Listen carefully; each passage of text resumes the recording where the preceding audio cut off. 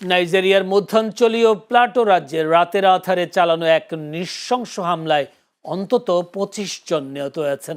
সোমবার রাতের এই ঘটনায় রামদা ও ধারালো অস্ত্র নিয়ে হামলাকারীরা ঘরে ঘরে ঢুকে নির্বিচার হত্যাকাণ্ড চালায়, যাদের মধ্যে বেশিরভাগই নারী ও শিশু। মঙ্গলবার এই তথ্য নিশ্চিত করেছেন স্থানীয় কর্মকর্তা ও বাসিন্দারা। ধারণা করা হচ্ছে জমি, গবাদি পশুর চারণভূমি ও প্রাকৃতিক সম্পদের নিয়ন্ত্রণকে কেন্দ্র করে স্থানীয় কৃষিভিত্তিক সম্প্রদায় ও পশুপালকদের পুরনো বিরোধ থেকেই এই রক্তক্ষয়ী ঘটনার সূত্রপাত। ঘটনাটি অত্র অঞ্চলে নতুন করে প্রতিশোধমূলক সহিংসতার আশঙ্কা বাড়িয়ে দিয়েছে। পুলিশের প্রতিনিধিরা পরিস্থিতি পর্যবেক্ষণে ঘটনাস্থলে গেলেও স্থানীয় সংগঠনগুলো সাধারণ মানুষের সুরক্ষা দিতে ব্যর্থতার অভিযোগ তুলে নিরাপত্তা ব্যবস্থা পুনর্মূল্যায়নের জোর দাবি জানিয়েছে।